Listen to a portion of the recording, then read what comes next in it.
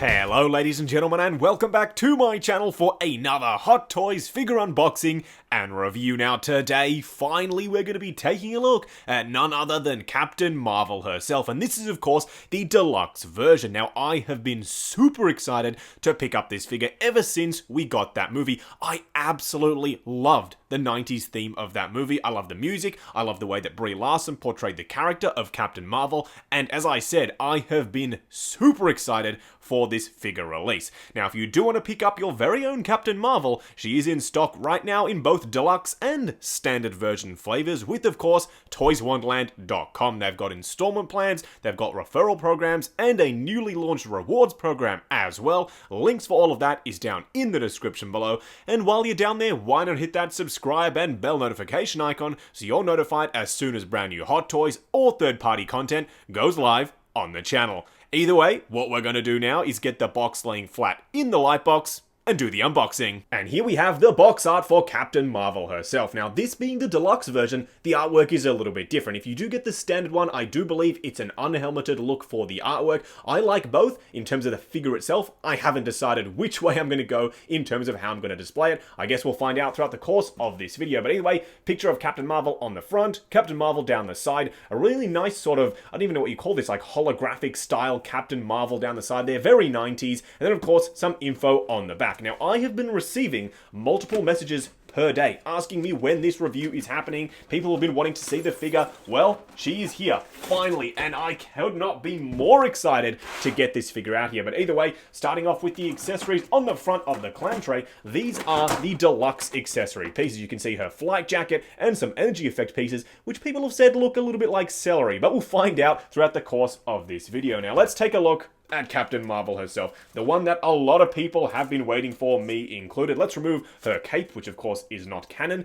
I have to say, first impressions are pretty strong. Number one, this is a heavy figure. I don't know what kind of body they've used underneath this outfit, but it feels substantial, and I really do like it. That head sculpt as well looks absolutely fantastic, but don't worry, we'll be taking a much closer look in just a second. Now, all the other bits and pieces that she does come with are nicely laid out, of course. Energy effects here and there, a bunch of hands, Goose the cat, and of course, her helmeted head sculpt. Either way, what we're going to do now is get all of this stuff laid out in the light box and take a closer look at everything she comes with. And here we have all of Captain Marvel's accessories. Now, as you can see, being the deluxe version, she comes with more than enough stuff. A lot of energy effects, and I absolutely love that they've gone all out on showing what powers she does have. Including all these pieces, I think is a must. So if you're deciding between the standard or the deluxe version, not only are you getting all of these energy effects, but you're also getting Goose, and you're also getting the jacket. I think those two are essential pieces. I personally would definitely go for the deluxe. Either way, let's take a look at the display base. First, here it is. It's a very simple but also rather old school style Hot Toys display base. It is that more Age of Ultron style. You can see Captain Marvel and of course Carol Danvers on the front. Captain Marvel is a character that's been known to engage in a bit of flight, so that's why they've included this flight style pole that you can use to hold her up, so I do appreciate that. Now let's take a look at Goose the cat. This piece right here was definitely a must for me. However, being a cat owner and just generally knowing what cats look like as well, this is a little bit off. I don't think it looks like the cat from the movie. In fact, I don't really think it looks like much of a cat at all. There aren't any whiskers. It should actually have hair on it. That would be a nice touch. However, they've gone for a sculpted plastic piece, and I really don't like the way this looks. Honestly, I think there are far better 1/6 scale cats on the market. Hot Toys have definitely missed the mark on this piece right here, but then again, I'm still glad that we have one included with this set. Now let's take a look at the secondary head sculpt. This is of course her helmeted look with the mohawk up the top. Now it does have a light of effect. To activate it, you remove this inner section. I do have the battery door off at the moment. You switch that piece on, and of course, you slot it back together. It is actually a little bit challenging to get it done, but as you can see, the eyes light up very nicely. Now, of course, you can switch out the mohawk as well to have the lit up effect and show her basically in full-on, full-power binary mode, and it looks really awesome. The light actually does a really nice job of traveling right to the end of the mohawk. Of course, the lights in the light box are helping, but either way, it looks really done good. Now, they did make a note in the instructions instructions to tell you that the mouth plate isn't removable. That is a real missed opportunity for me. I would have liked an angry style mouth plate. I really do think that they could have nailed that. However, they didn't, and that is rather unfortunate. But I do appreciate the fact that they've included a light up section on this head right here. Now let's take a look at some of the energy effect pieces. This one right here is the one that people were saying look a little bit like celery. I don't really see it, I guess kind of in that sort of angle, but still it's a really nice accessory piece. There is actually a translucent fist in there, just like the alternate ones you do get. This is, however, a very heavy piece. I personally wouldn't be using this accessory on my figure for a long period of time. You definitely could put it on there, take a few pictures and take them off. However, as I said, these are very heavy, so they'll definitely pull the arms down and may even weaken some of the joints. So just be careful. Now, these ones right here, I think you're going to be totally fine using. Again, hands are on the inside there. These will light up very nicely as well. Tell me, was I the only one who didn't know that this figure was going to have light up hands? Because that was a total surprise for me, but you'll see that a little bit later in the video. And I think these will light up really darn nicely. And of course, the final accessory sort of effect pieces that she does come with are these, which wrap around her arms. Now let's take a look at some of the interchangeable hand effect pieces.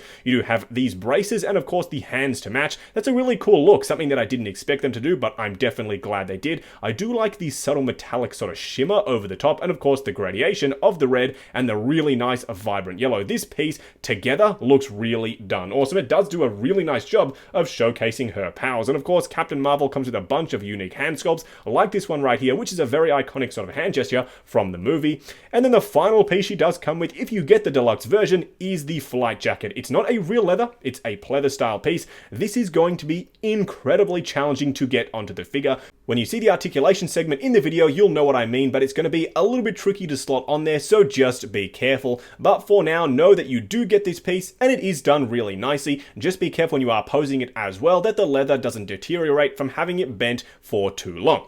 Either way, that's pretty much it for the accessories. What we're going to do now is get Captain Marvel herself out here and take a closer look. And here we have Captain Marvel herself standing straight up and down in the light box, no crazy posing or accessories or anything like that. And I have to say, just standing here, this figure looks absolutely phenomenal. Hot Toys have nailed the look of the outfit. Now we will zoom in and take a closer look at all the details and also talk about the material choices here, but just standing there, it looks great, just like it did based off her appearance in the movie. The head sculpt, I think, is also spot on. Now, for some reason, and I don't know what it is, her eyes appear like they're looking up and off into the distance.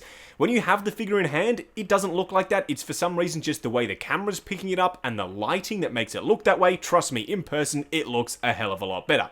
Either way, what we're going to do now is get it off the rotating turntable, punch in, and take a closer look at the details. Getting an up-close and personal look at the sculpt on the Captain Marvel figure, I think the likeness to Brie Larson is very, very strong. Hot Toys have definitely nailed it once again. However, on camera, for some reason, like I just said, it looks like the eyes are looking slightly up, but in person, it definitely isn't the case. Now, when I did see the blogger pictures, I thought it looked a little bit off. It wasn't 100% flawless, the details were a bit soft, but trust me, when you get this figure in hand, the details are there. The paintwork is there, all the way down to that little freckle that she has on her cheek, which is incredibly accurate, obviously, to the likeness of Brie Larson. Now, in terms of the hair itself, a lot of people, I'm sure, would have preferred rooted hair. I personally really like sculpted hair. I think it portrays the look of the character very nicely from the film. It perfectly captures her hairstyle, and of course, it's painted and sculpted very nicely as well. Yes, it would have allowed a little bit more range of motion if you'd gone with rooted hair, but in the movie, when she was about to enter some intense action, she put on the helmet, so of course, you could do that on the figure as well. And don't worry, you will see this on the figure a little bit later in the video,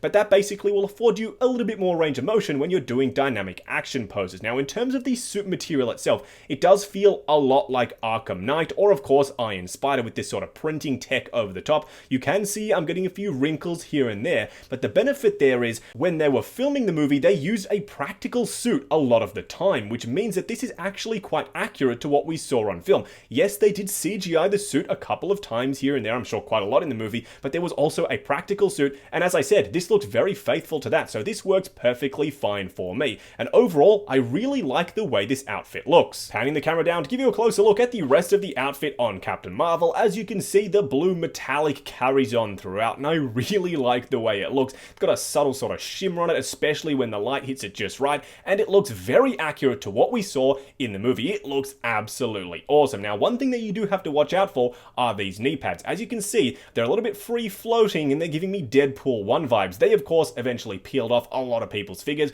so when you're bending the knees, just exercise a lot of caution because this outfit is a little bit more fragile. Now, in terms of the boot spats themselves, as you can see, a nice metallic style red carries on to the feet as well, and you will note that it is a split cut boot design. I know, Justin, you always go on about split cut boot designs, but it really does afford a little bit more range of motion than you'd expect out of a solid looking boot piece. The joint is very stiff, so it's a little bit harder to move, but I do appreciate that Hot Toys have gone ahead and taken into account that you do want to be able to get this figure into some dynamic poses. Now, just quickly going over articulation on Captain Marvel, I am going to be very careful with this suit. I don't want to damage anything, and I want to be, as I said, extremely careful. When you get yours in hand, I'm sure you can push the joints a little bit further than I'm willing to go. Now, when you're using this head sculpt with the longer hair, it is going to be a little bit more limited. There's a joint at the upper part of the neck, and of course, a joint at the lower as well. You can get a little bit of motion out of it. If you are using the other head, I bet you could get even more range out of it. Now, in terms of the arms themselves,